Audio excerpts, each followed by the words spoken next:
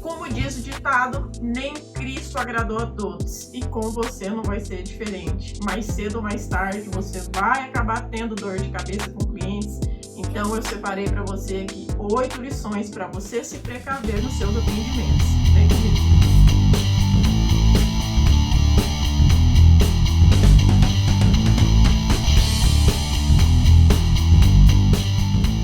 Seja muito bem-vindo ao meu canal, eu sou a Luana e aqui eu compartilho as minhas experiências sobre organização.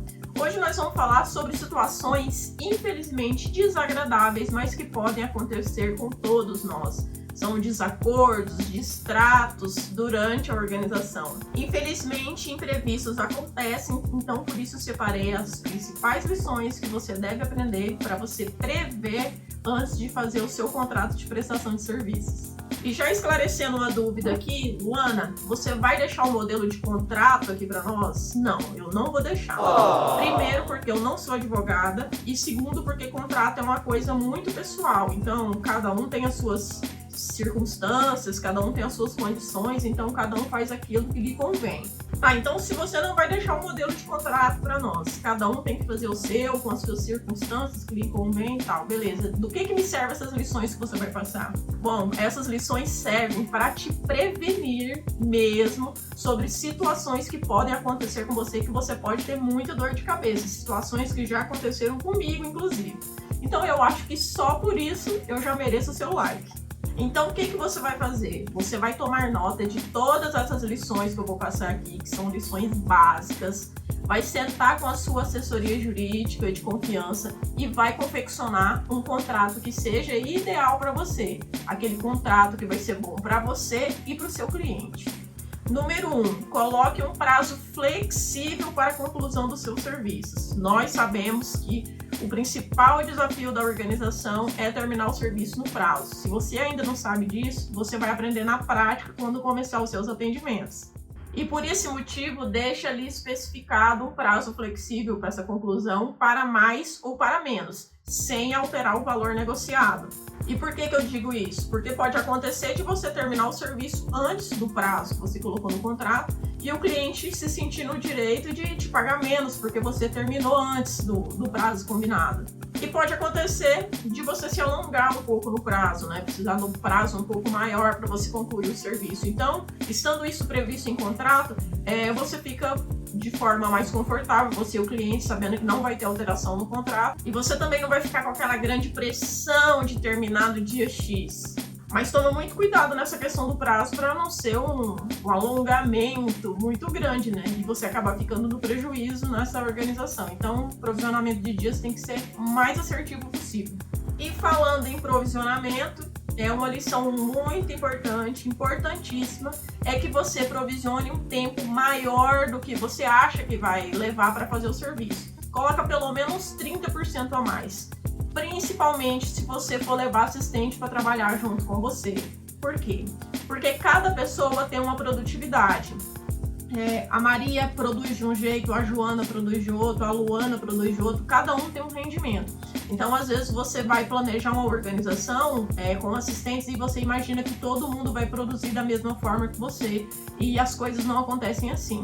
Então, principalmente, se você for levar assistente, você tem que provisionar um tempo a mais nessa organização, porque você pode acabar se perdendo no prazo.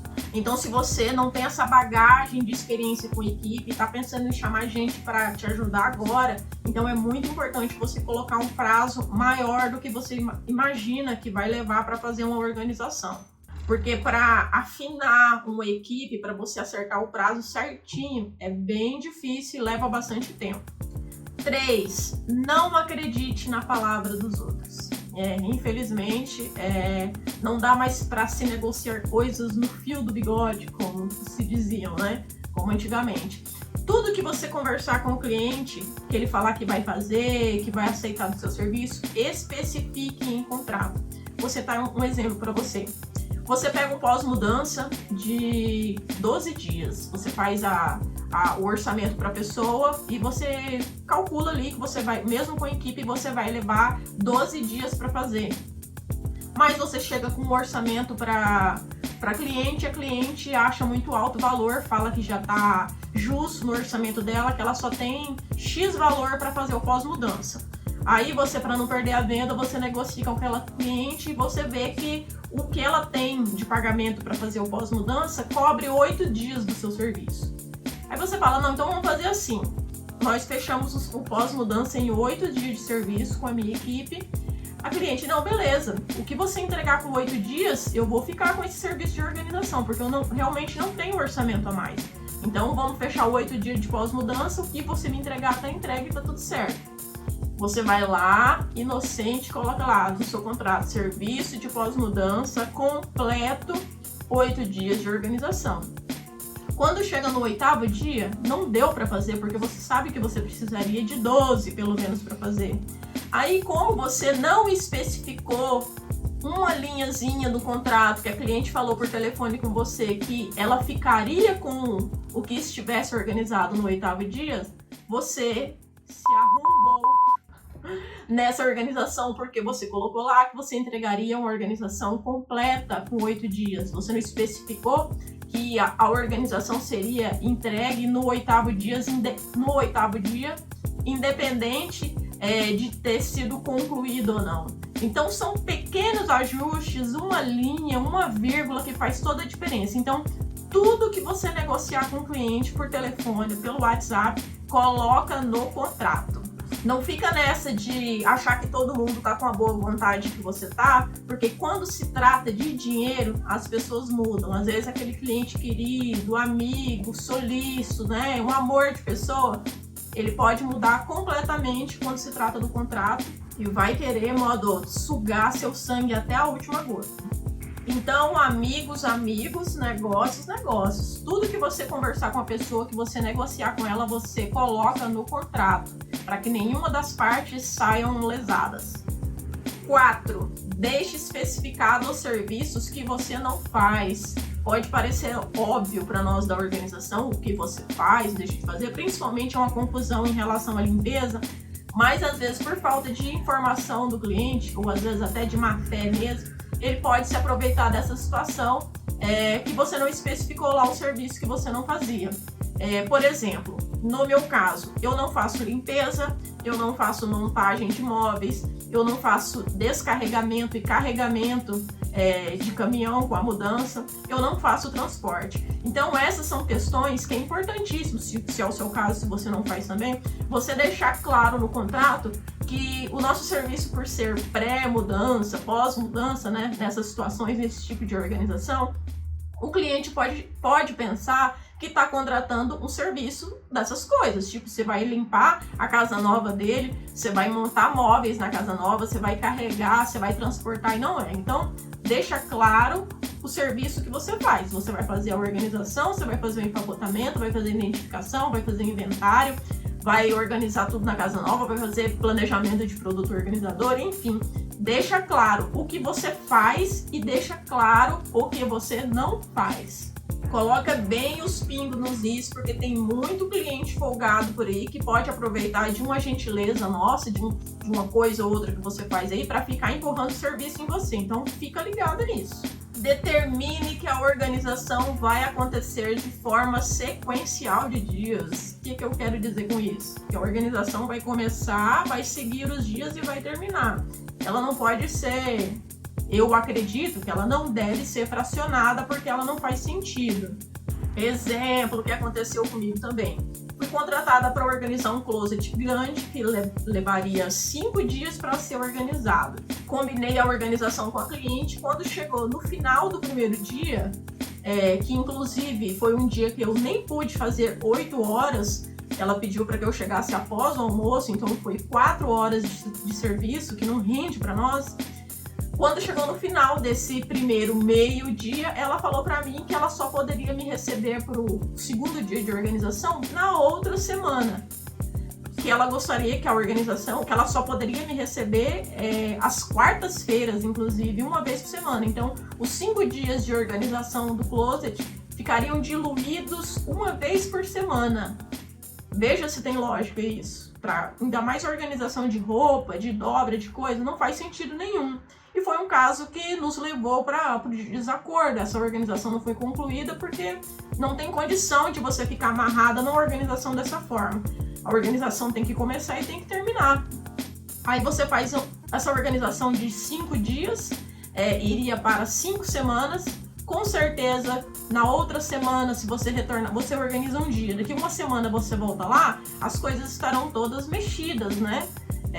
A organização vai ficar mais difícil ainda de terminar. Então, de 5 dias para 5 semanas, dirá 10 semanas, né? Porque a cliente estava querendo me transformar em empregada dela, né? Indo diarista de organização, indo uma vez por semana para mexer, então não faz sentido nenhum.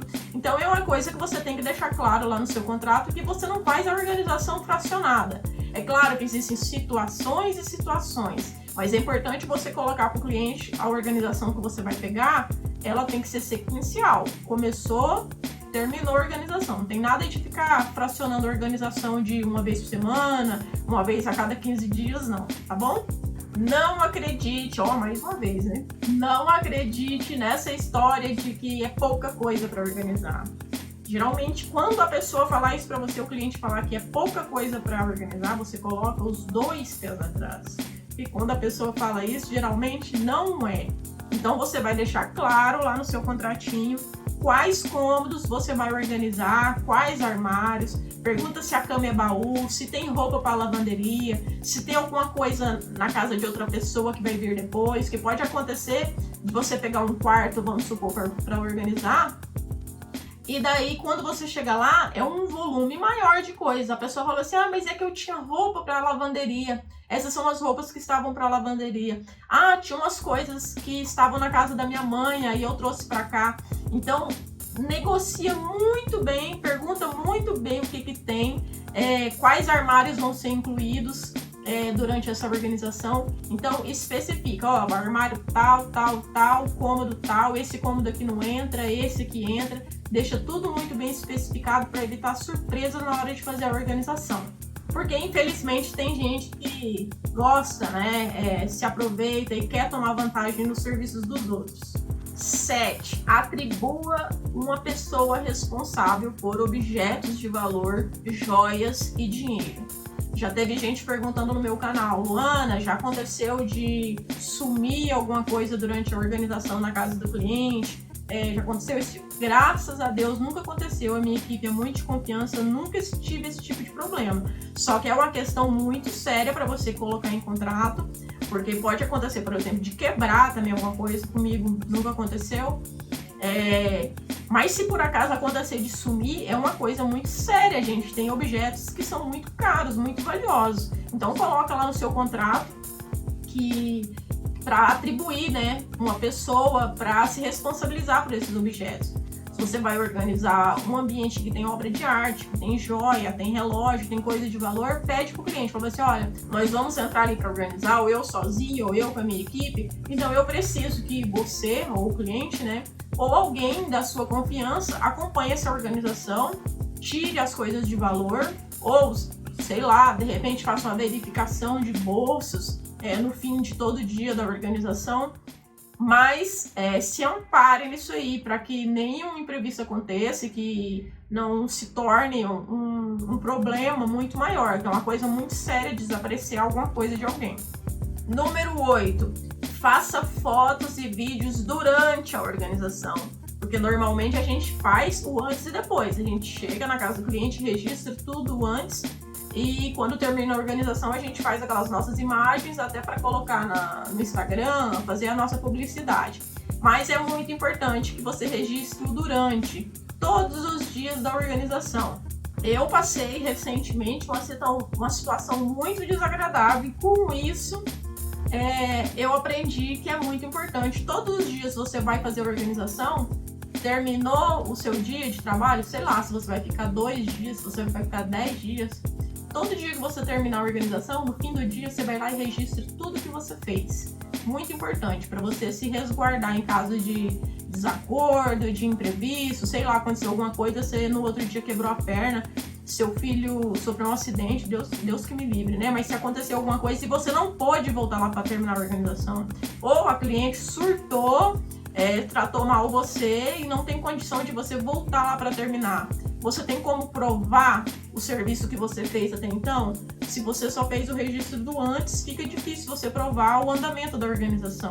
Então, toda a organização que você for fazer, no final do dia, como se fosse seu registro de ponto, você grava, filma tudo que você fez no decorrer do dia.